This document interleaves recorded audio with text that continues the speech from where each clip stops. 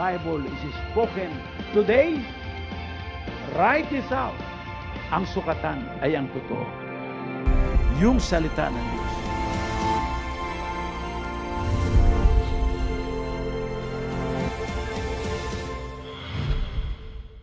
A wonderful and blessed day to all of you, and welcome to another episode of Oras ng Katotohanan.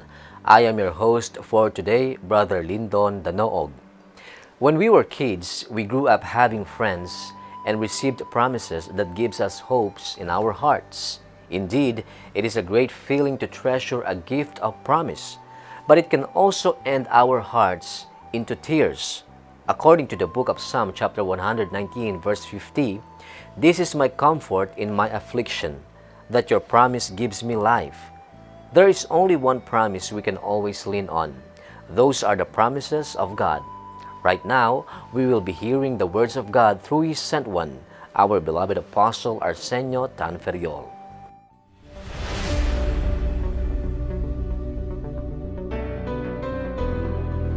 Purihin ang Panginoon. Muli namin kayong binabati sa pangalan ng ating Panginoon Kristo. At ang ating papaksain ngayon ay ang acceptable year of the Lord. Kaya ating bubulayin itong acceptable year of the Lord. Mababasa rin natin ito sa Lucas chapter 4 verse 19. Upang itanyag ang kaaya-ayang taon ng Panginoon. Dito ay ipinapahayag ni Kristo na ipapangaral niya ang mabuting balita sa kaaya-ayang taon ng Panginoon. Gaya ng sinasabi niya sa chapter 4 verse 18, "Sumasa akin ang Espiritu ng Panginoon, sapagkat ako'y pinahiran niya upang ipangaral ang mabuting balita sa mga dukha. Ako'y sinugo niya upang itanyag sa mga bihag ang pagkaligtas at sa mga bulag ang pagkakita, upang bigyan ng kalayaan ang mga naaapi, upang itanyag ang kaaya-ayang taon ng Panginoon." Ano kaya itong itanyag ang kaaya-ayang taon ng Panginoon? Ang pangunahing kahulugan nito na ang pangangaral na sinimulan niya roon sa 18, basahin natin ng 18, "Sumasa akin ang Espiritu ng Panginoon, sapagkat ako'y pinahiran niya upang ipangaral ang mabuting balita sa mga dukha." Ito ang acceptable year of the Lord. Habang ipinapangaral ang mabuting balita, ay kalugod-lugod na panahon sa Panginoon. Ang kinaluluguran ng Panginoon ay kaligtasan ng mga kaluluwa. Ito'y mababasa natin 2 Peter verse 9, "Hindi mapagpaliban ng Panginoon tungkol sa kanyang pangako, na gaya ng pagpapalibang ipinapalagay ng iba, kundi mapagpahinuhod sa inyo na hindi niya ibig na ang sino man ay mapahamak, kundi ang lahat ay magsipagsisi, sapagkat sa pagsisisi ay tumatanggap ang Panginoon ng makasalanan." Kaya ang Diyos ay laging tapat sa kanyang mga pangako. Ngunit kung minsan, maring sabihin natin na bakit ang panahon ng kaligtasan ay waring merong hangganan. Siyempre, lahat ng bagay ay merong hangganan. Ang Diyos lamang, si Kristo lamang, at ang mga bagay niya nilikha na pang walang hanggan ang walang hangganan. But everything that has beginning have its ending also. Kaya huwag nating hihintayin na tapos na yung pangangaral ay hindi pa tayo ligtas. Basahin natin na may katapusan ng pangangaral sa Jeremiah chapter 8 verse 20.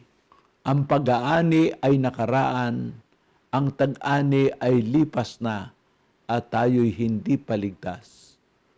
Pansinin niyo, not all day is a day of salvation. Merong paglipas ang pag-aani, dito sa talatang ito, ang pag-aani ay dumaraan. So there is a time that there will be no more preaching of the word. At pagka yan ay nangyari at hindi ka paligtas, yun ang malungkot. Kaya ang Panginoong Hesus sa kanyang pangangaral ay walang ipagpapalibang araw.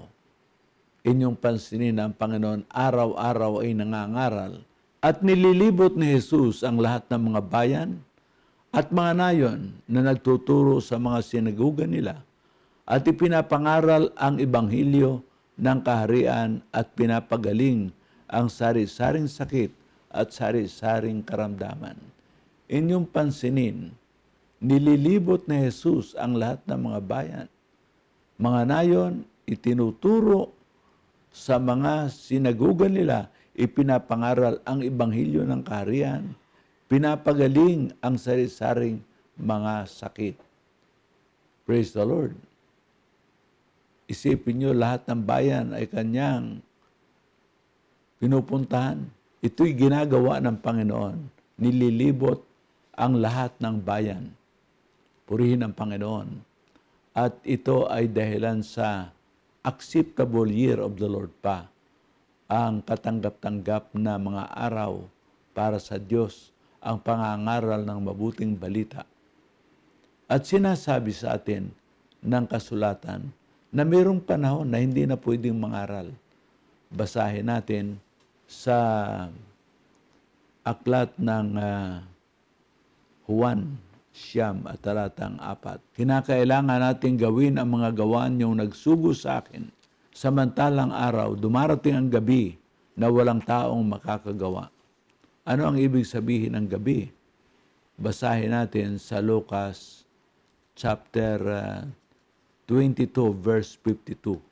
At sinabi ni Jesus sa mga pangulong saserdote at sa mga punong kawal sa templo at sa matatanda na nagsidating laban sa kanya, kayo'y nagsilabas na tila laban sa isang tulisan na may mga tabak at mga panghampas. Nang ako'y kasama ninyo sa templo araw-araw, ay hindi ninyo inunat ang inyong mga kamay laban sa akin.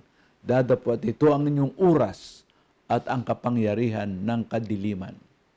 Yan palang pangangaral ay hindi lahat ng araw, sapagkat may araw at oras na ang kadiliman o ang kapangyarihan ng kadiliman, ang ibig sabihin niyan ay the day of the enemy who will be against the preaching of the gospel. Yun ay katulad sa gabi. Kaya sabi ng Panginoon, when I am preaching in the temple, you did nothing to me. But now, you seem to be like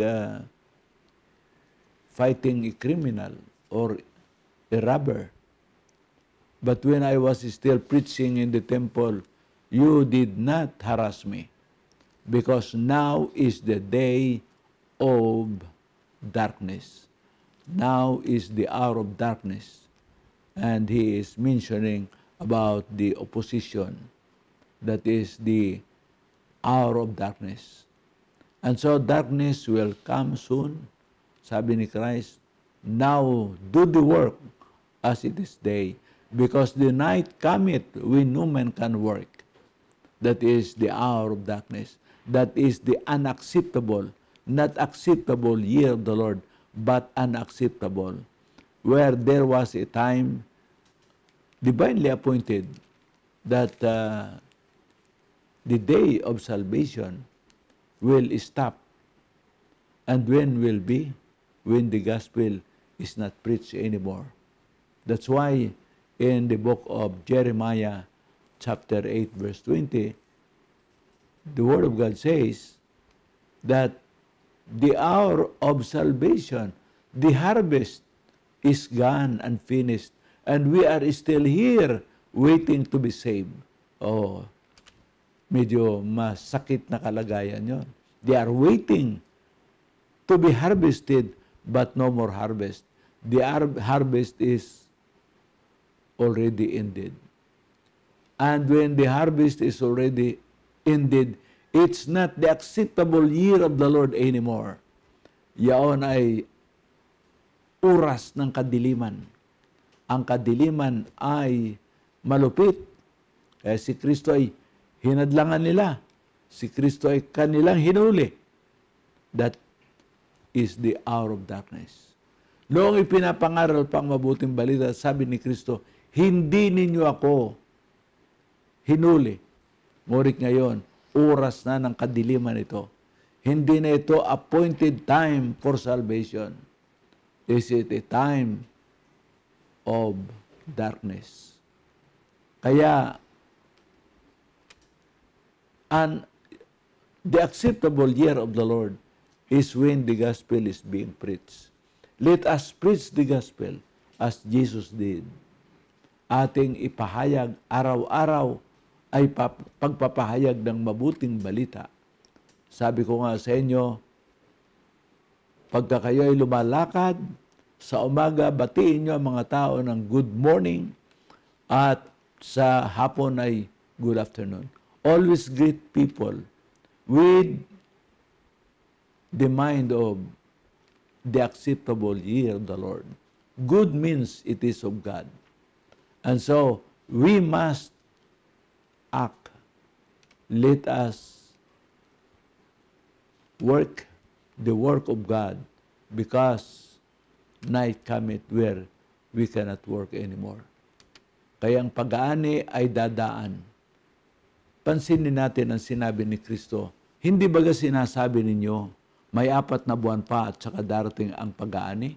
Narito, ang sa inyo'y aking sinasabi, itanaw ninyo ang inyong mga mata at inyong tingnan ang mga bukid na mapuputi na upang anihin.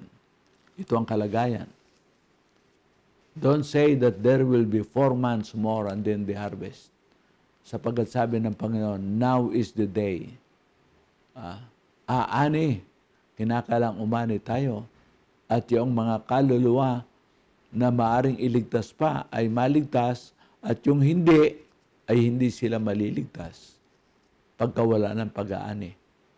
Kaya mga kapatid, not all year is acceptable year of the Lord. The acceptable year is when the gospel is being preached. 2 Corinthians chapter 6 verse 1. Basahin natin. Yamang kalakip niyang gumagawa ay pinamamanhik din naman namin sa inyo na huwag ninyong tanggapin ang biyaya ng Diyos na walang kabuluhan. Sapagkat sinasabi sa panahong ukol, kita'y pakikinggan sa araw ng pagliligtas, kita'y sasakluluhan. Narito ngayon ang panahong ukol. Narito ngayon ang araw ng kaligtasan. Sa makatwid, the acceptable year of the Lord is when the gospel is being preached. Kaya ang sabi, biyaya ng Diyos ang pangangaral o araw ng pangangaral ng mabuting balita sapagkat may mga naliligtas. Biyaya ng Diyos. The preaching of the gospel ay biyaya ng Diyos doon sa mga mangaral. Biyaya ng Diyos doon sa pinapangaralan. Kaya habang ipinapangaral ang Ebanghelyo, acceptable year of the Lord. And let us take advantage, let us preach, because tomorrow might be too late. There will be no more harvest. Now is the day of salvation. Now is the hour of salvation. Kaya sa panahong ukol, kita'y pakikinggan ang sabi ng banal na kasulatan. At sa araw ng pagliligtas, kita'y sasakluluhan. Now is the day of salvation. Now is the hour of salvation. Kaya, this is the acceptable year of the Lord. The fourth watch is the end of time. But though it is end, this is the last hour in order to preach the word. As it is the last hour today in the world, many antichrists are coming. We know that it is the last hour. 1 John 2:18. This is the last hour and the Antichrist is coming, and as if there is nothing warning us, wala pa rin tayong pagbabago, walang humahayo, walang nagpe-pray sa mga kaluluwa, Wala nagpipray laban sa kadiliman. Samantalang 1 oras na lang. 1 hour, then the night comes. 1 hour to harvest. 1 hour before the coming of the Great Tribulation. That 1 hour is, we do not know when it began.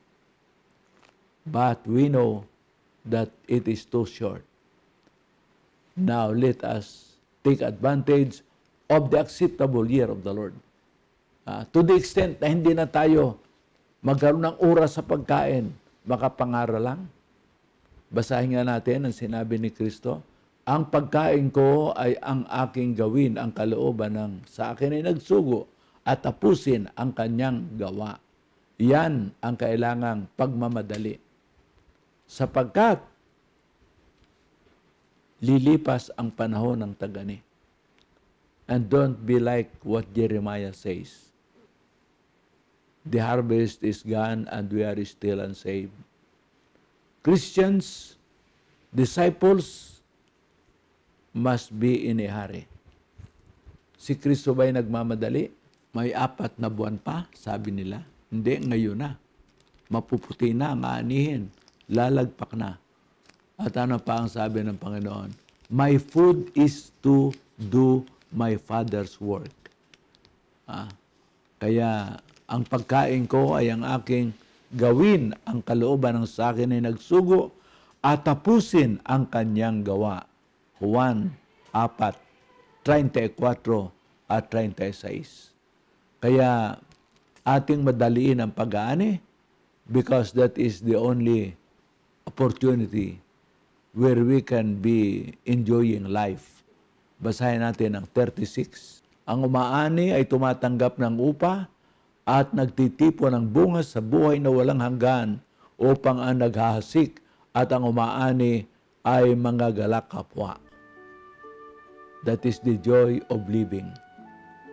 Pag hindi ka kasama sa gawain ng Diyos, pag hindi ka kasama sa kagalakan ng tag-ani, maging malungkot ang iyong bukas. Sapagkat you were not able to take the opportunity of doing what is to be done in the acceptable year of the Lord. Let us do it in the name of Jesus. Amen. Sa pagkakataong ito, sino man sa inyo ang nakakadama na ang mga salita ng Diyos ay waring nagiging hamon sa ating mga puso. Wari bagang ang salita ng Diyos ay nagiging totoong-totoo sa mga sandaling ito na there is an acceptable year of the Lord. At ating ipanalangin sa Diyos na huwag tayong maiwanan noong panahong nais niya sa atin at gawin natin ang gusto niyang gawin natin. Kung ito ang inyong pagnanasa, itaas ang inyong kamay at tayo ay mananalangin. Purihin ang Panginoon. At sa inyong mga may sakit, kayo manampalataya that God through Christ, our Savior, is not only a Savior, but a healer. Siya nagpapagaling. Siya ang nagbabangon sa atin sa iba't ibang mga lugmok na kalagayan. Tayo manalangin naman, Diyos, narito po ang nagpapahayag ng kanilang pananampalataya. Ikaw ngayon ang tumulong sa kanila. Madanas nila ang iyong mga pangako. Hallelujah! Salamat, Amang Diyos, sa ngalan ni Jesus. Amen.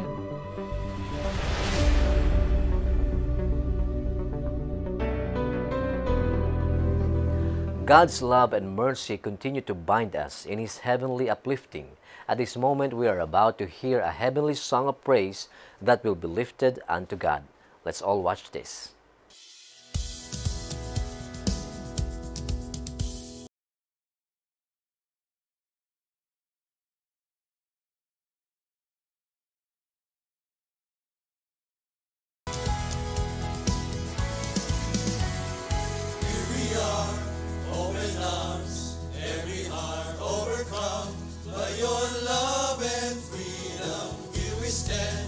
Lifted hands unto the King.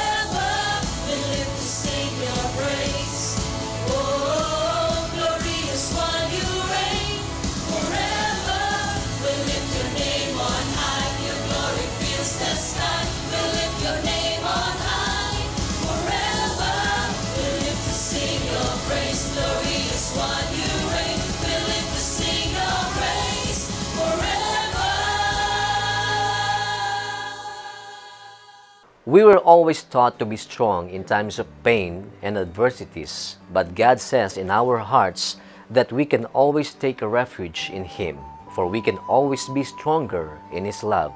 If you wish to know more about our biblical doctrines and teachings, please watch our other programs like Bible Connection, The Truth, Sure Word, The Word Today, and a whole lot more. You can like the Facebook page of Life TV Asia to get regular updates. Thank you for joining us on this episode of Oras ng Katotohanan. Remember, you are always in our prayers, that the mercy and grace of God abound in each and every one of you. Once again, I am Brother Lyndon Danoog. God bless you all. Buhay mo ba'y magabang, pag-asa'y di mo maaninag. Nandito kami sa inyong tabi, naglilingkod sa araw at gabi. Kami inyong makakasama, puso't isipan, ituon mo na. Salita ng buhay ang aming dala, sa panalangin ay kasama ka.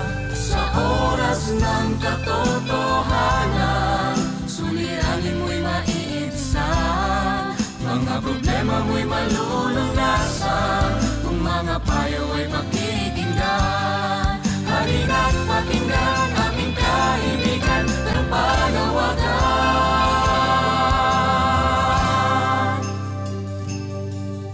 Sa oras ng katotohanan,